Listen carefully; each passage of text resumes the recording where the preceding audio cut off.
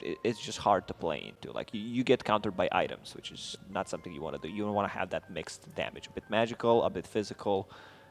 I mean, you mentioned a good thing here. Like, not only did they have 2 physical cores, but they also kind of an anti-synergy where both of them wanted to buy Desolator, which is like the same concept as like a Sven TA. Both of them want to farm Ancients. It's usually not going to go too well because like they just don't complement each other, and yeah, they just couldn't really make anything happen in the mid game at all.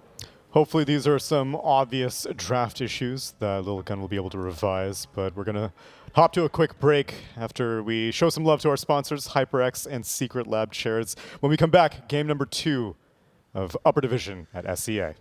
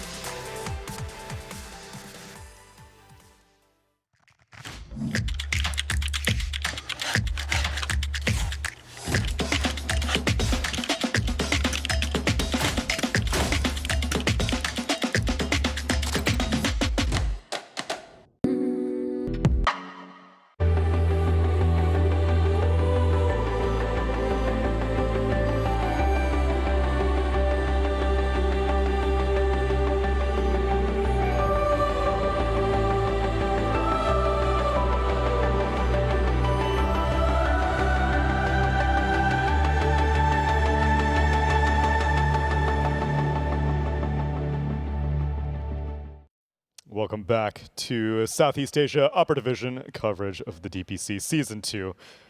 Though we say Upper Division, the 2 teams that we're looking at right now, they came from Lower Division, and so still trying to find their place here, but they're competing against each other. Lilgun versus Smart Omega, and Smart Omega kind of made it look easy. I don't know if it was a product of the heroes or if the players were just better.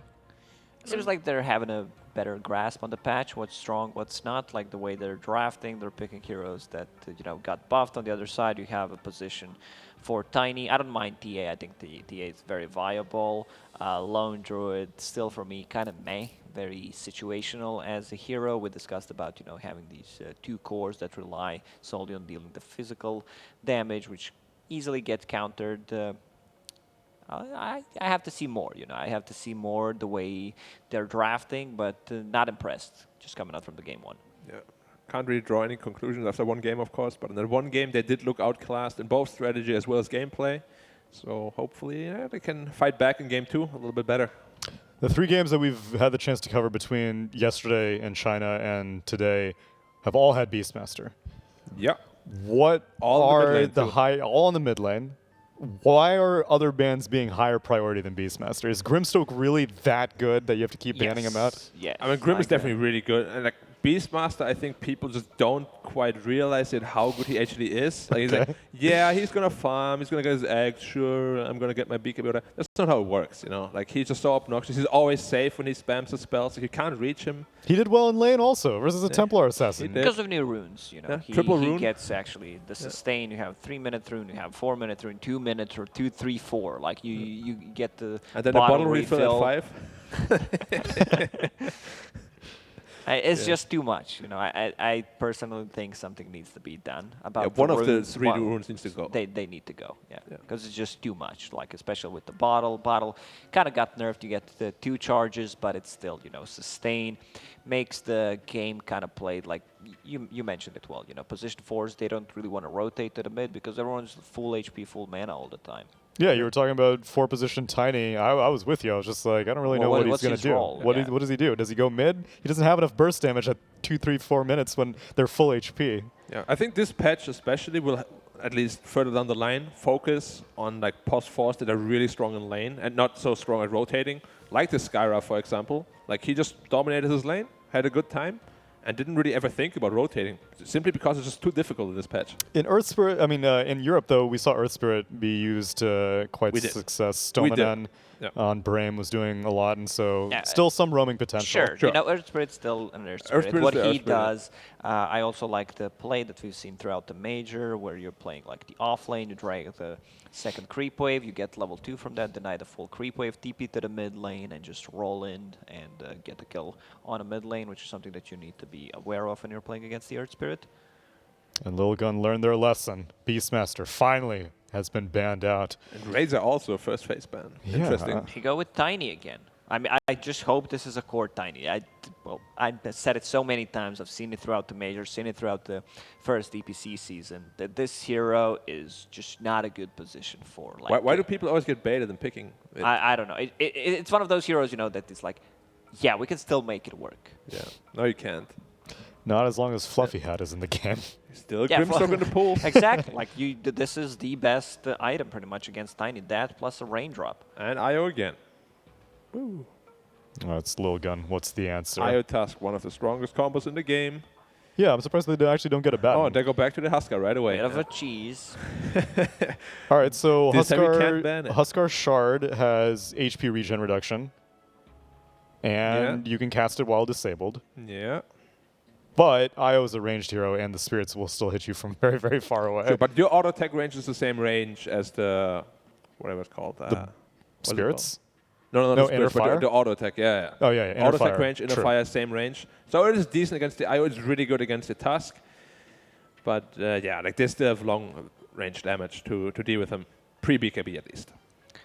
A bit disappointed, you know, that Lilgun is not using their names to full potential. Marvel is not their captain. You know, Captain Marvel. And Ace is not the ace in the hole. Hey-oh. God damn it. At least their logo is adorable. I love this raccoon with the water gun. Trash Panda, that's right. They actually had a different logo for Season 1. It was still same concept. It was the Trash Panda with a water gun. Yeah, they upgraded after they qualified. They got that DPC money, baby. It was like, oh yeah, 17K. Let's use it for a better logo. Probably spent the whole 17K for the. It was worth it. It was 100% worth it. Actually, can we get a shot of this on our beautiful screen over here? I want the people to know what we're capable of in the graphic design department, because I look at other regions. There it is. Look at that adorable little creature. It is adorable. But first game, it kind of got strangled. Yeah, and I don't know if they have the answer for the IO. I mean, Huskar's cute. But Icebreak at least brings him down to like about half, and then he heals himself back up with overcharge. But at least he brought him down to half. Sure. You still have like 2 heroes with the save potential. You have Roche taking potential. Tag team is insane. You have BKB piercing ability coming out from Tusk. I just don't feel like it's a possibility, you know, that this Huskar is not a core. We've seen Virtus Pro having a jungle Huskar.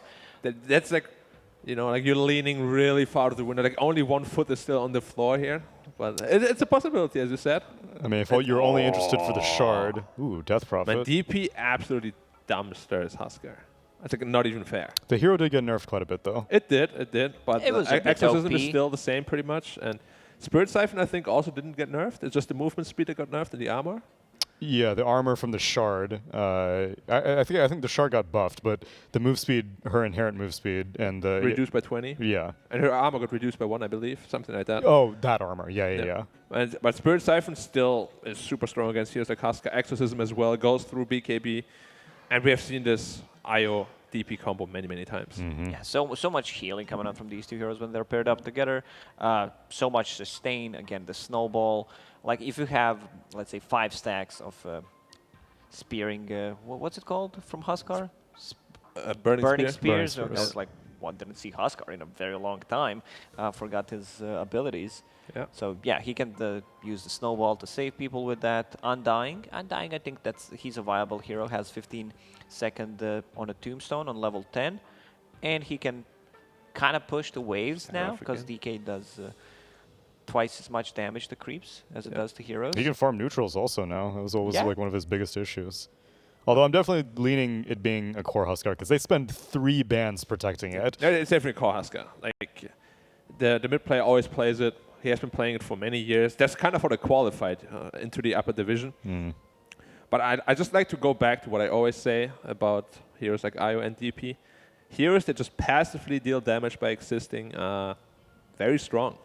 Like they don't actually need to do anything. You don't need to right click. Necro's the best hero then. Necro is pretty damn good this patch actually. Yeah, he is. Yeah. Leshrac. He got buffed so much. It is Leshrac, yeah, and a good example. You just run at them and you keep running with them. And they can't fight back, because otherwise they die. It's like a little bit of a silly concept. If it was me, these heroes would not be in the game. But it's not about me. So. Well, thank God you're not the one who's balancing Thank the you, game. thank you. At least the move speed creep that everyone has been crying about has been reduced. All the cast ranges got removed. A lot of move speeds got Took us reduced. some time. Can't break the cap anymore. 335 move speed, starting move speed on a hero that has this ability like a Spirit Siphon. And Exorcism that buffs that movement speed by 20%. Yeah, that was wild. that was a bit much. So what do they need? Like they could potentially, most likely this is going to be their 4 and 5, considering the way they played. Undying Tiny, Huskar most likely mid, so they still need an offlaner and a carry. This Tiny again seems so like... It seems weak. It can't kill Tusk. Maybe Skyroth, but he buys like 2 fluffy heads. And what? Can't even kill a Skyroth anymore. Rotation potential. On a DP, not really there, I feel like. Nope. And like, how do you lane against IO plus Tusk? Like, I feel like you don't. Yeah, I can't even think of an offlaner that would really enable him too much. Maybe carry Tiny could work. Like, I could see that possibly. This could also be like offlane Dead Prophet. This could be like could be. Core Tusk. Omni Knight offlane, I like that. Omni got buffed quite a bit. Movement speed got buffed. You know, I'm just gonna throw it out there. I would love to see Carry Omni? No, Core Tusk.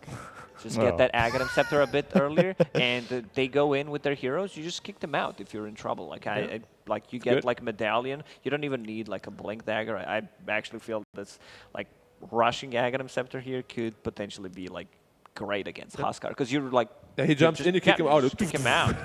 Like, here's Or pizza, you could just have pizza Core for IO, you. who doesn't lose any games. That Sure. also seems But pretty good. that can go You hand in hand don't still. have to overcomplicate things. You can keep things simple considering what you got. You have Skyrod, Dead Prophet, IO. This looks really strong. But Hammer of Purity. Got buffed. Lower cooldown, but less of a Less damage multiplier. overall, yeah. But I think like overall your DPS is much higher. It's much well, higher, like DPS over like 30 seconds, I guess. And Sure. you heal more frequently. Yeah. But it's not that good. It's not that good. Unfortunately. It's very mana intensive also on a hero that has I mean, it immense costs mana 20 issues. mana. It's not Yeah, but then that like much, it's like but- your entire carry. It's like if Juggernaut's crit cost mana, Sure. and then yeah. you're like, well, now I don't do anything. And also you have to not forget to activate the auto cast. 'cause Yeah. I forgot and it didn't hit for it. Okay. That was pretty silly. Also, it would be disabled by silences, and It Smart is. Omega have 2 silences. It is, so that's yeah. a pain in the ass for him to deal with. I mean, it already is. Like, they picked an Omni into a pretty rough game, I'd say. There's still a lot of magic damage coming out. It's not like Guardian Angel is a great solution to anything they really offer. I guess Exorcism maybe. Exorcism, yeah. But Omega still have a mid lane to pick or off lane. Lilgun, they need some damage. Damage, yeah. Yeah. I'm a bit And they're worried also for- lacking stuns. Like, they're lacking a lot of things. They go for a Dark Willow. I mean, that's damage, that's some stuns. I like that pick quite a bit. That means it's a carry Tiny then. If it's carry Tiny, I like that a lot more compared to game number 1. But if carry Tiny lanes into DP Skyrath, he's going to be very sad. They could pick another mid hero. What's good against Huskar? Like a Lina. I would like to see Lina maybe. It's a lot of right click damage. It's good with IO. Good magic damage as well. And you have like AoE stun for Dark Willow. You need the ground targeted stun to be able to just stop the TP. Could be potentially problematic. I like Dark Willow. I think Dark Willow also got a bit of a buff. It's a good pick, yeah. It feels good. Just the fear mechanic is decent. As you said, they're a bit limited on the stuns. They have like Tiny. That's pretty much it. Dark Willow. Bramble Maze is a root. She has a stun, but and if it's a carry Tiny, you don't go blink, right? You just go St. Joshua right click. Yes. So that stun isn't even that reliable. Omni Knight's second ability also got you get more strength, right? You get more strength, yeah. So and if you put it on a Tiny, who then has the St. Joshua plus the status resistance talent, or put it on 80%, Huskar, let's go. extra Titan strength. Sliver? Like this could work for Lilgun because they have. It could. Yeah, it's kind of a cheesy. But they do snowball, right? Yeah, they do. They do. So they do go for Dazzle. Wow. Okay, I like that a lot too. Dazzle is an So is it Dazzle hero. off lane or mid? It is a mid Dazzle. Or is it plus 5 DP? 5 DP, carry IO. So it could be 4 Dazzle then still. Could be core Skyrat, which you like. It's Sam Edge Tusk. Yeah, not a core Skyrath. Okay, I like core Tusk because I just want to see that axe. I've said it. This is how you counter. Whoever goes in, it's a low cooldown ability that goes through magic immunity. Like Huskar can't play Dota, and the thing is, like they don't have stuns. So if it comes down to that, like Huskar jumps in, like you just kick him out. Yeah, I mean I like the Dazzle pick too. Sure. Like it's so good against Huskar in lane. You do pure physical damage only. This new shot, this Hex is super good. I really like this. So I what love got? this. We got. I'm going with Omega. Same. Yeah, I'm a core Tusk, as you said. This Aghanims, I want to see it. Jump in, kick out. Let's go.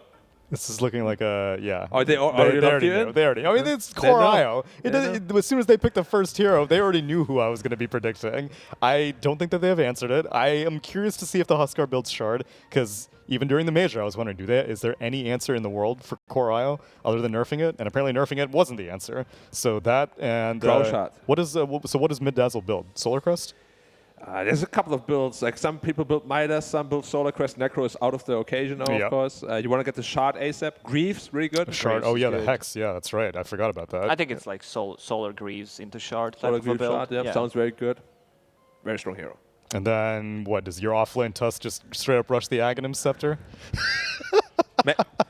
Possibly a blink to initiate first, but Axis.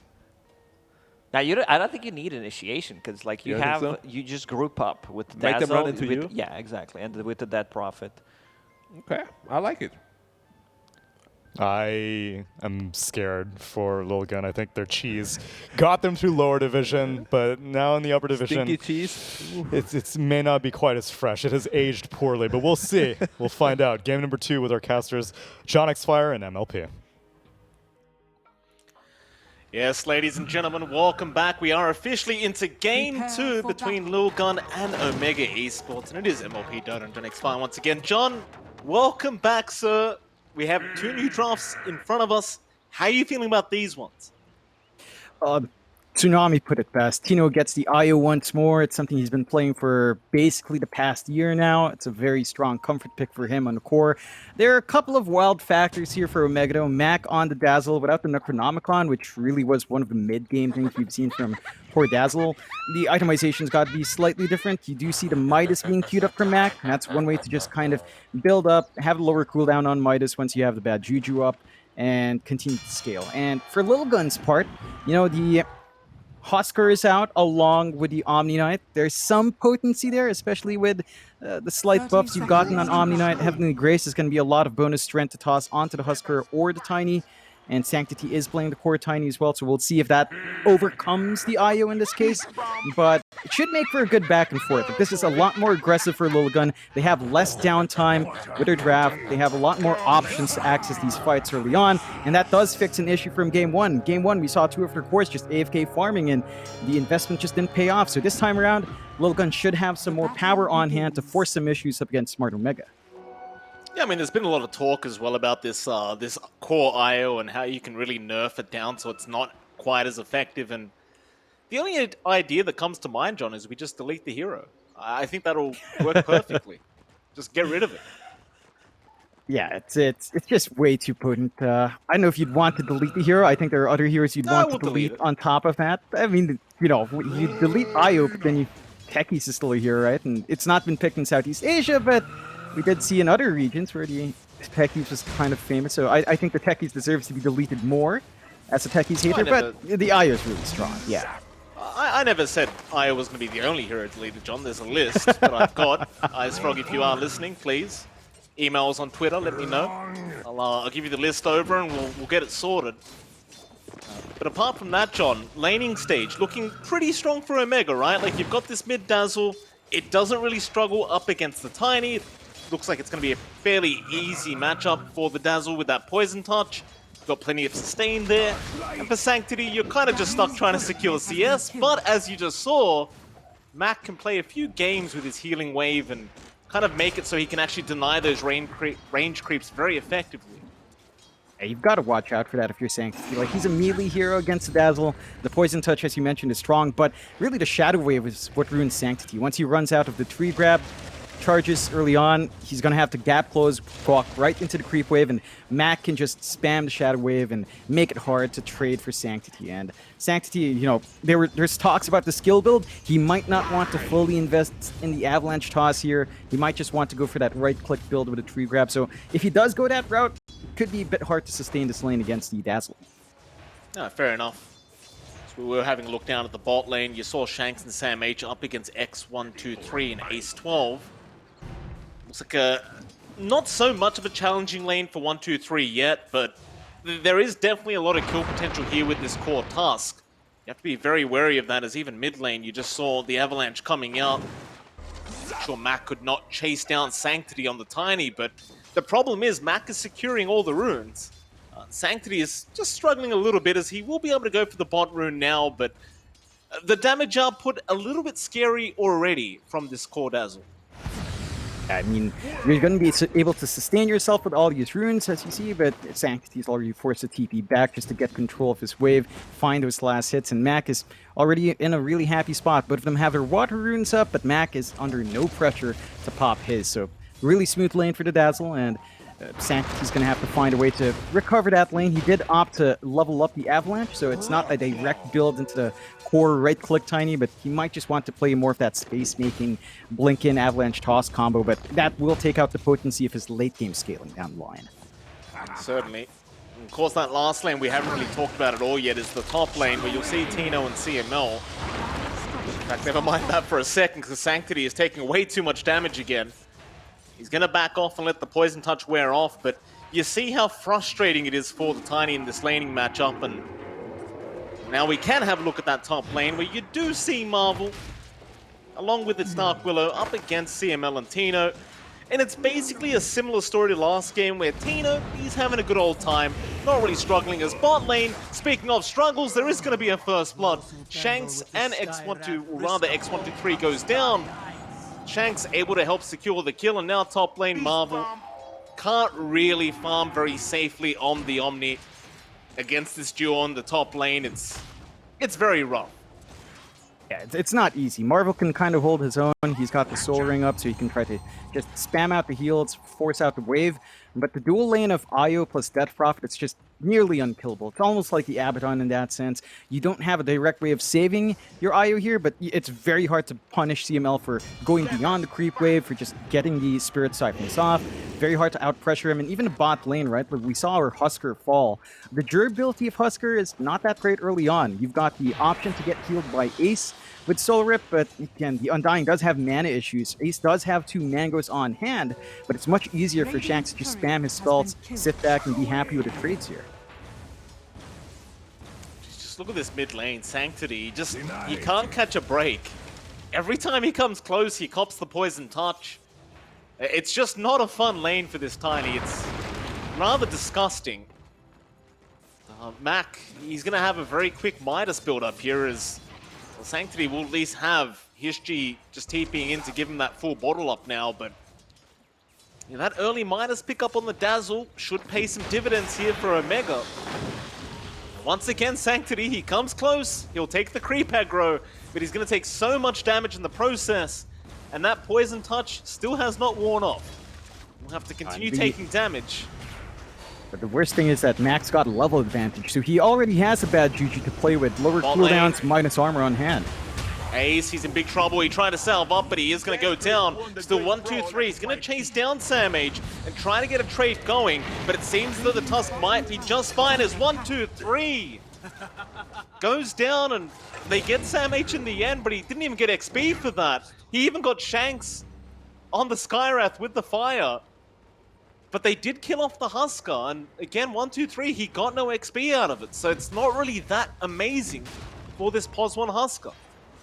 It doesn't feel great for the Husker to have this kind of lane. You're off to a slower start, your farm is building up, but you're not trading well in the aggression. You really want to win out these trades with the Undying on hand. It just means that your level spikes for the Undying's kind of slowing down here. You want to hit level 4 at a good point to start leveling up your other skills.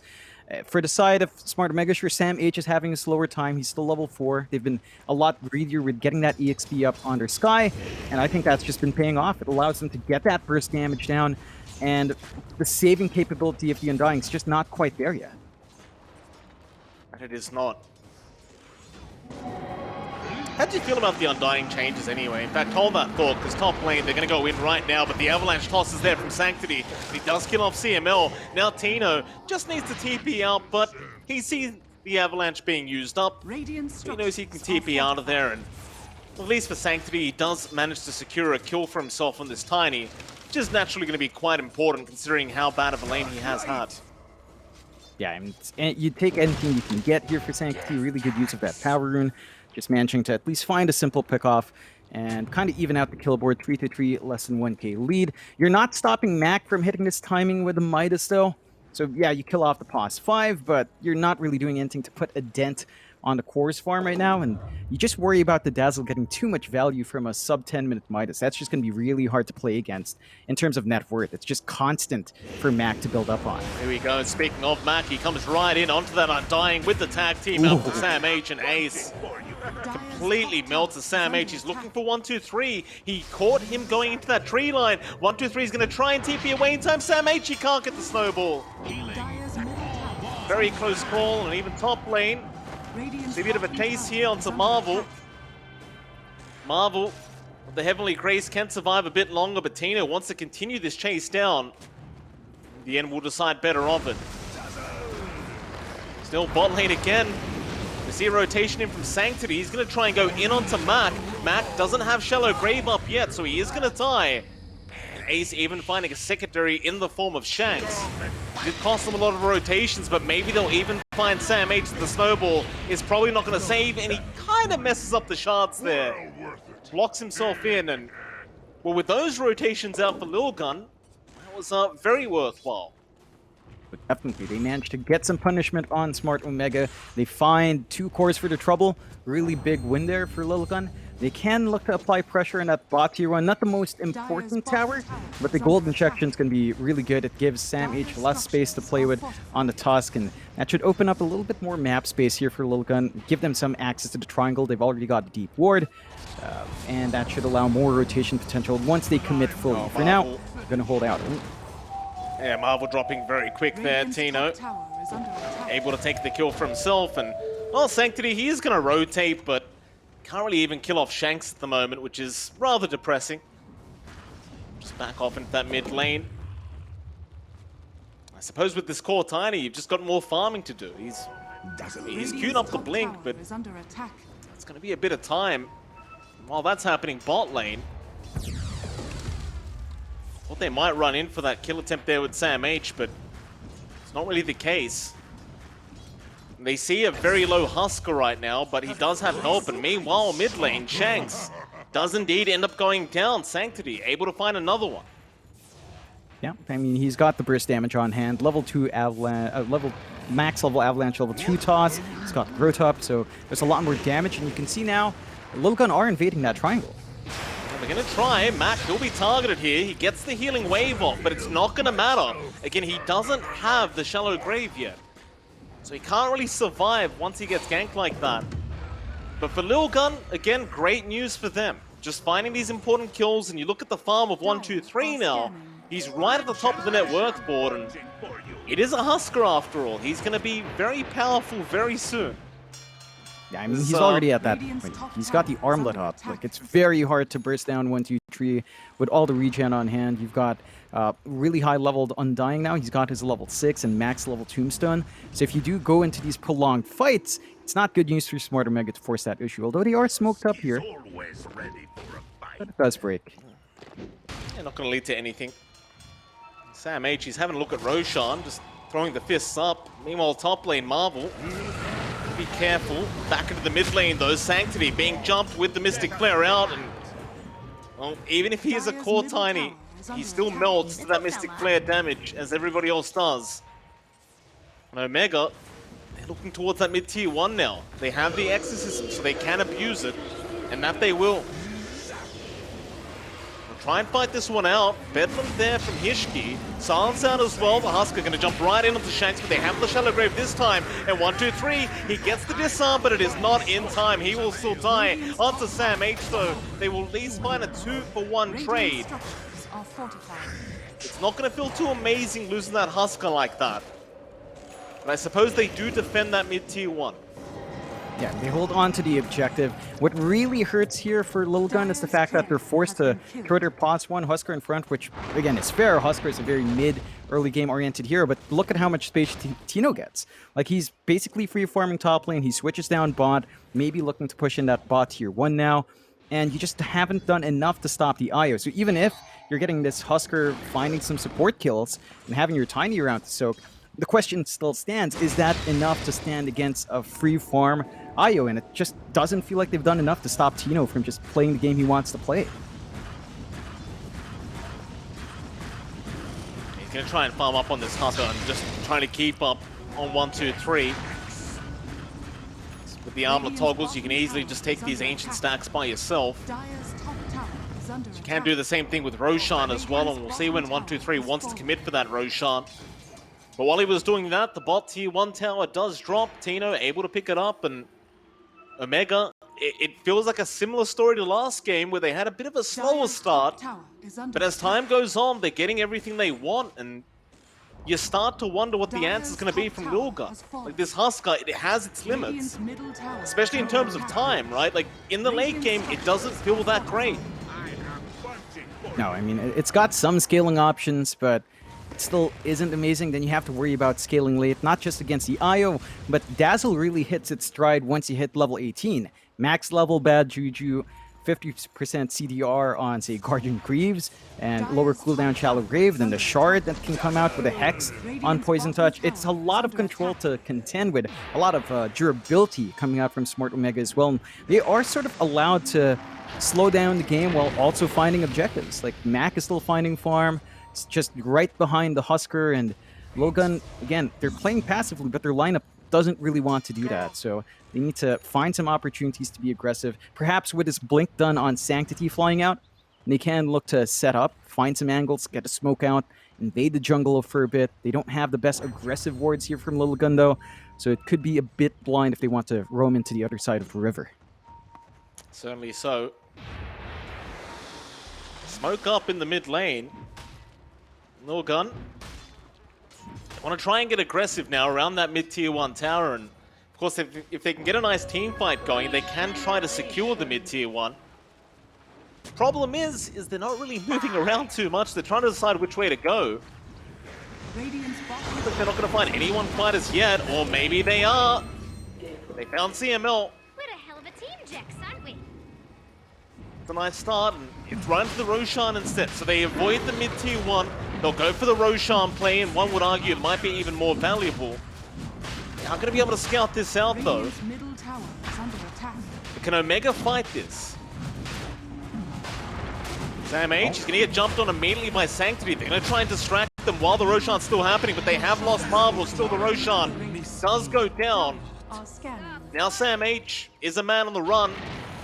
He's going to try and get himself out of there. Shards are going to be very nice, but Sanctity is going to blink forward anyway.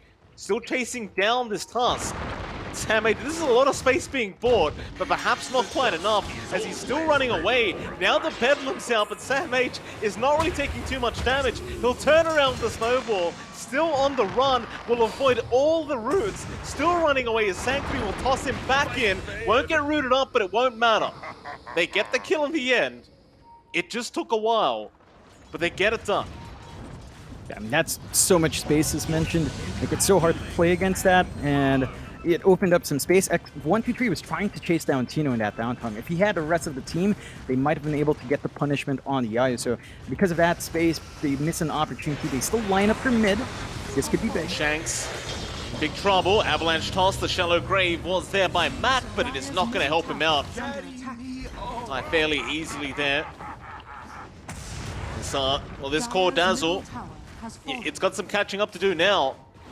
It's still ahead of the Tiny, but it feels like the side of Omega need a lot more to really be able to make this Dazzle pick worthwhile. But I suppose as time goes on, the later this game goes on, the more Omega are going to be favored with this draft. And speaking of, Tino, he's got the Axe up now on the Io. He just needs to be careful because they are kind of surrounding him. Looks like he's going to be just fine, at least for now.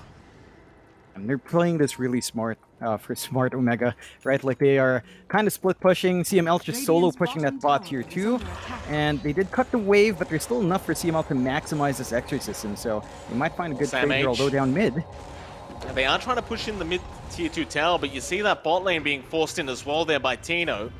Shanks gonna get dived on here by 123, and that should be a very dead Skyrath mage, as he couldn't really turn around and do anything.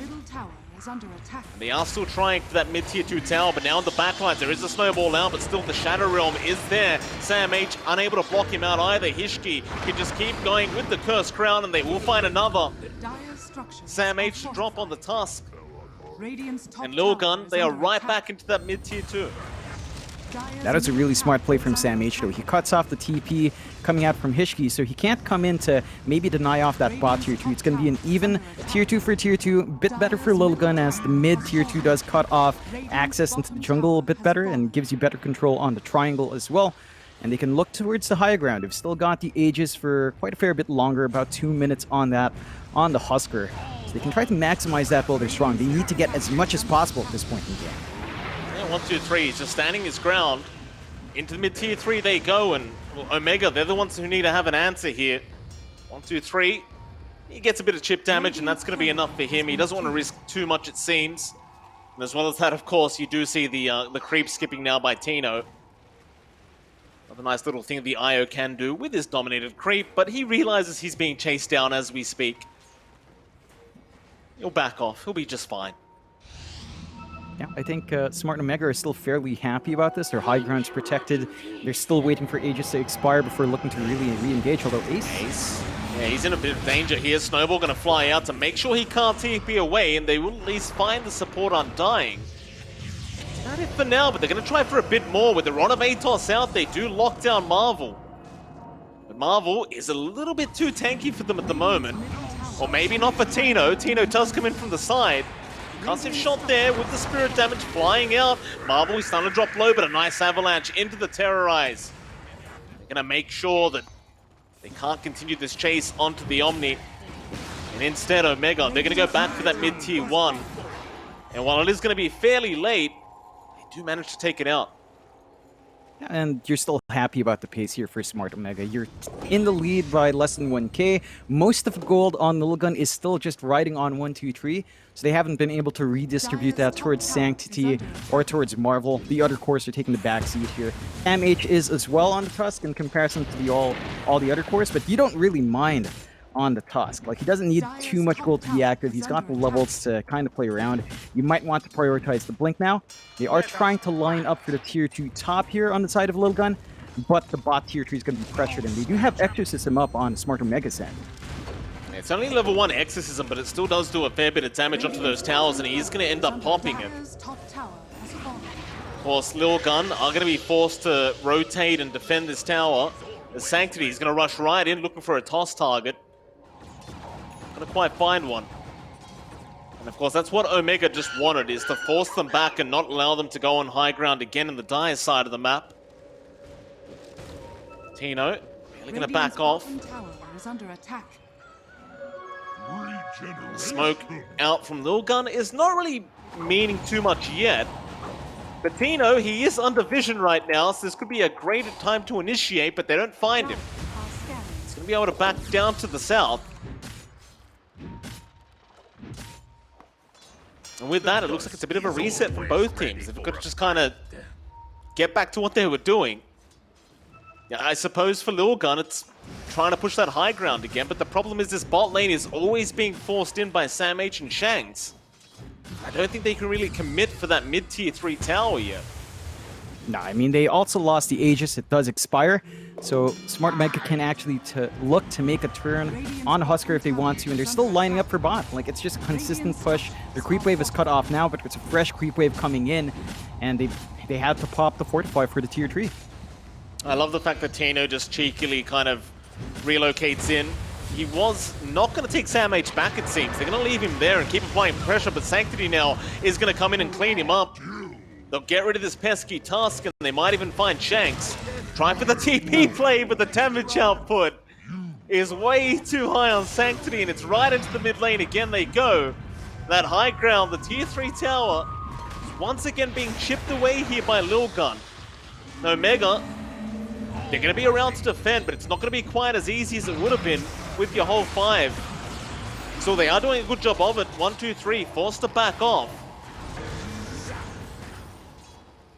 And now the rest of the heroes are going to respawn from Omega. So once again for Lilgun, they get a bit of chip damage, but they are going to back off. Farm up a bit more and maybe come back a little bit later on. And they're starting to get some good farm distribution here for Lilgun. Sanctity's getting a little bit more. He already has his Echo Saber going for the upgrade down the line, just saving up for that. Smart Omega, I don't think they mind this time too much, right? They're still waiting for level spikes on their Dazzle. They're still trying to hit level 18 for that full output of utility and damage. And you're also saving up for the Ag Shard here on Max. So the stall out is not too bad. Net worth gap is starting to go towards Lilgun's way, but it's not substantial enough to kind of get big advantage yet. So you do have to watch out. There is a smoke here from Smart Omega, but they're the ones lacking vision now, so they're the ones going in a bit blind across the river. That they are. Both teams once again kind of just unable to find each other. The bot tier 1 tower does drop in the meantime. Looks like they're going to try and just trade towers on the side lanes again. Omega just not really feeling too confident. We are going to have a quick pause out. Ace apparently having some ping issues there. But that's fine, John. We can have a nice little casual conversation while we're waiting. Yeah. It's always good. You know, there are ping issues, of course, coming out from Mongolia. I checked stats for a bit. It's not as bad as I expected. I do believe I'm seeing around 90, 60.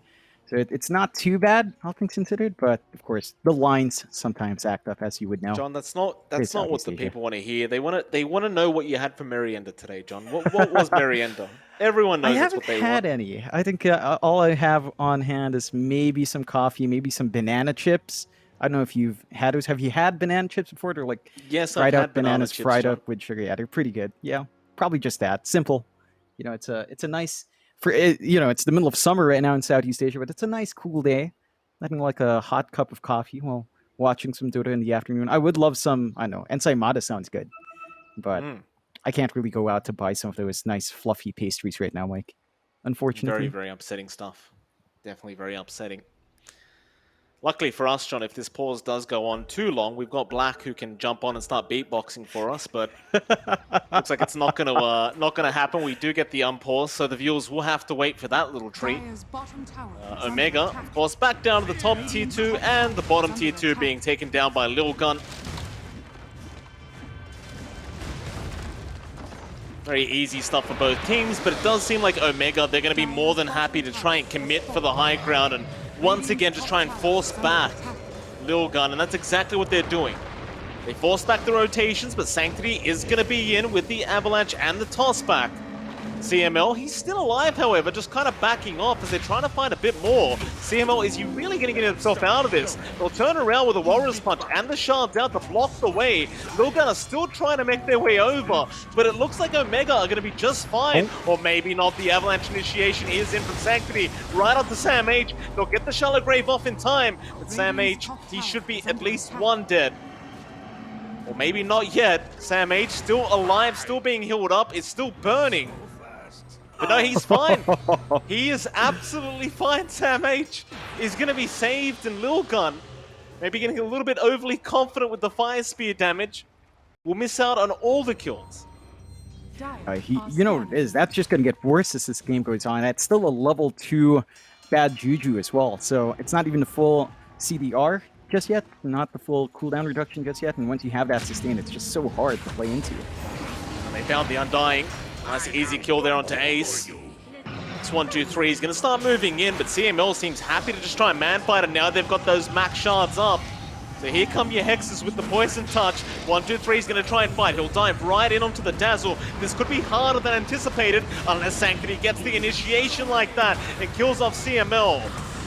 Tino, he relocates out as Sam H now is going to be chased down by 1-2-3, and with the Fire Spears, he will die this time around as they're going to go for a bit more now. Shanks is very, very squishy.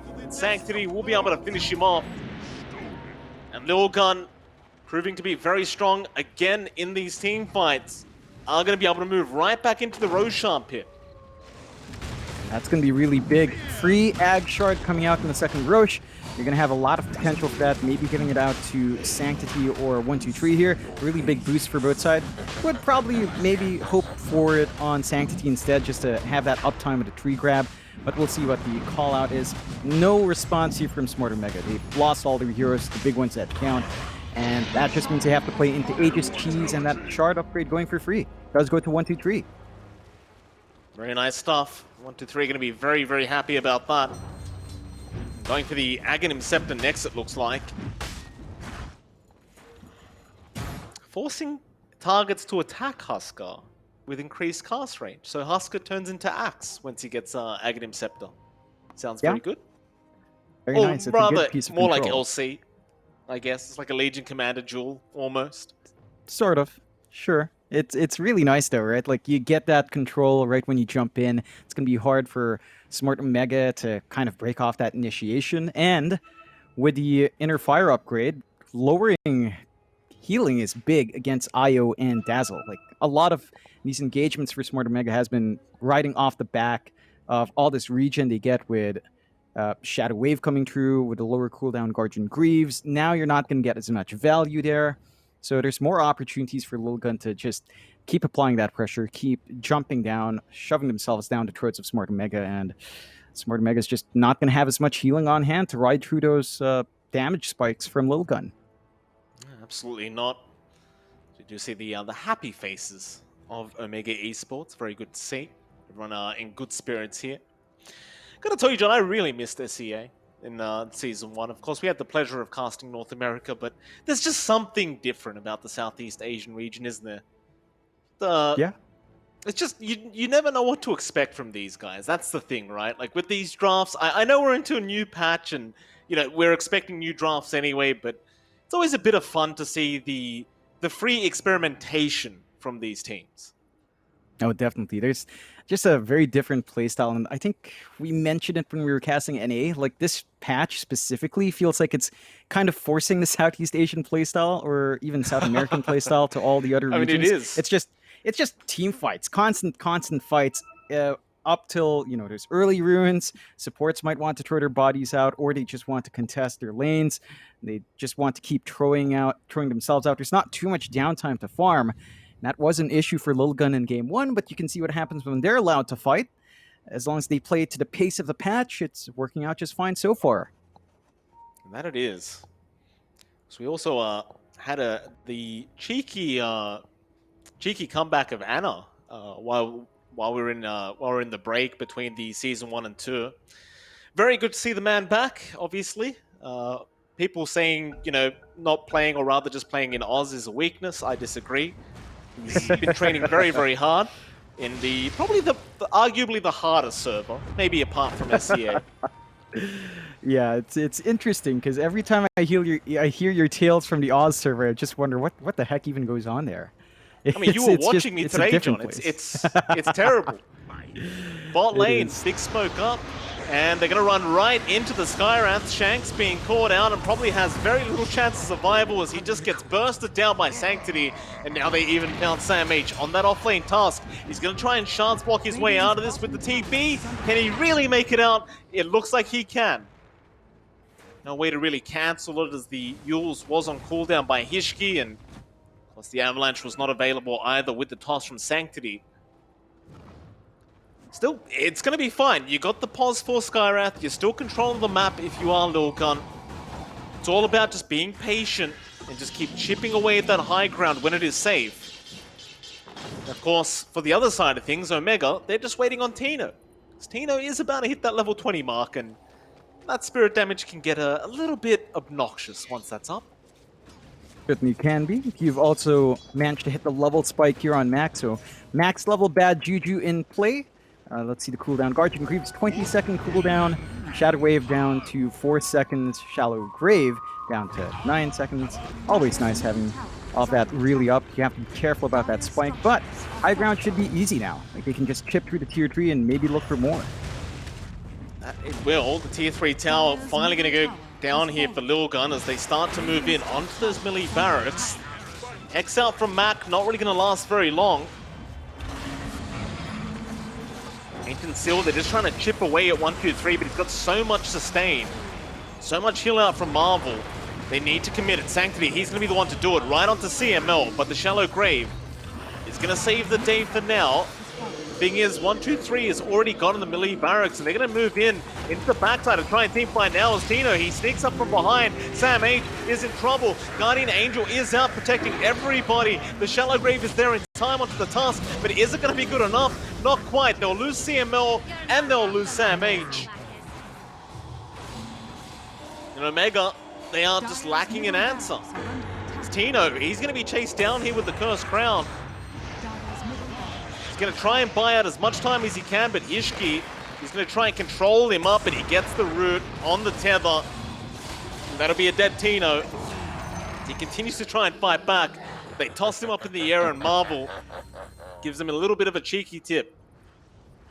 And it's really starting to build up for Lilgun now. 7k lead, 25-11. Smart Omega running into damage issues with all the sustain on hand from Lilgun.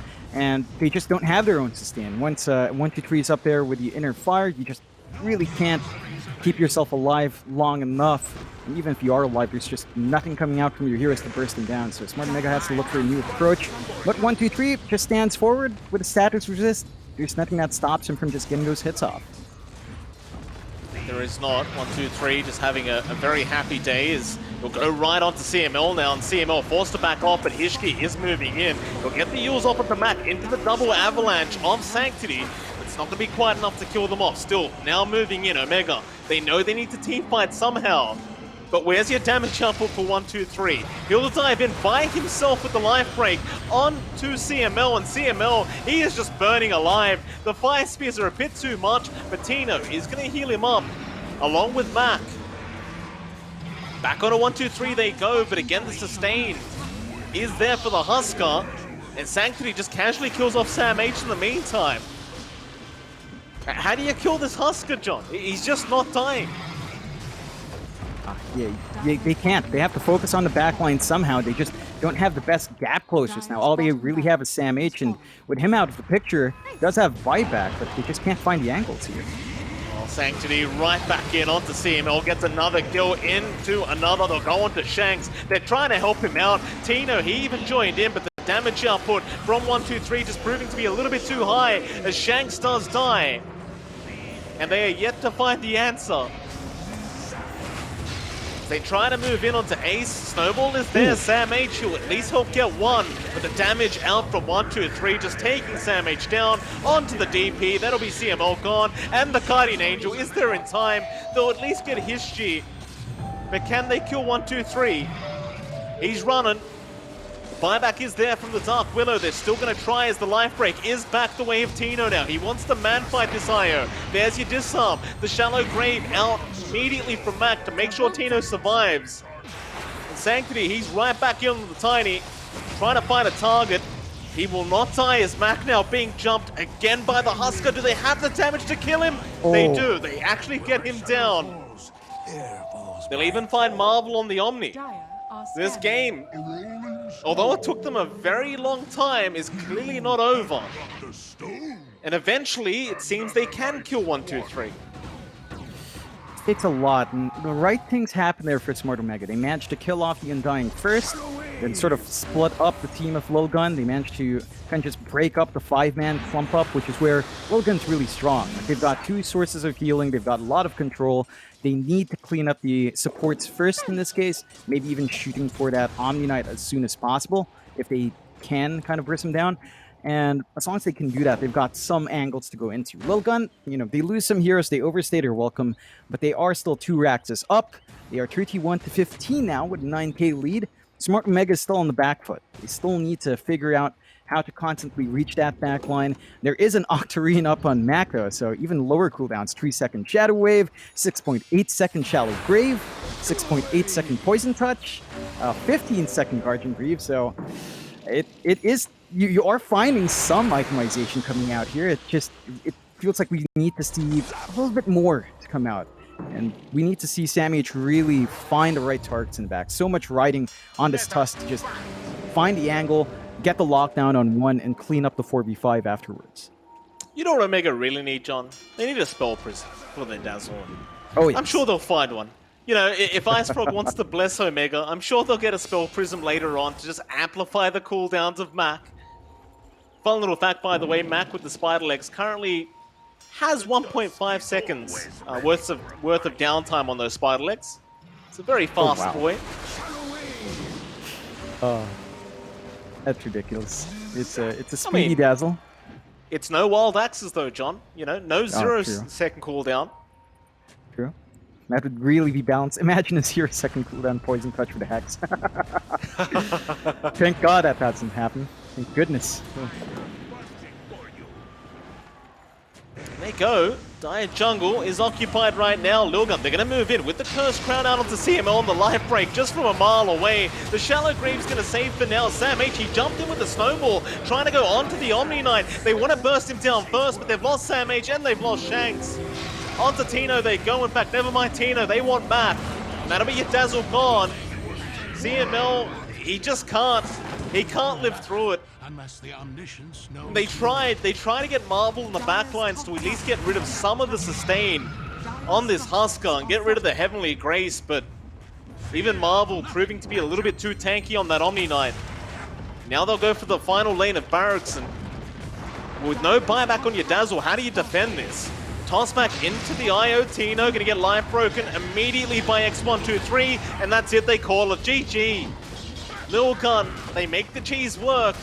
In Omega, they're going to have to try and make Game 3 work. They really didn't seem to stand a chance in this game, too.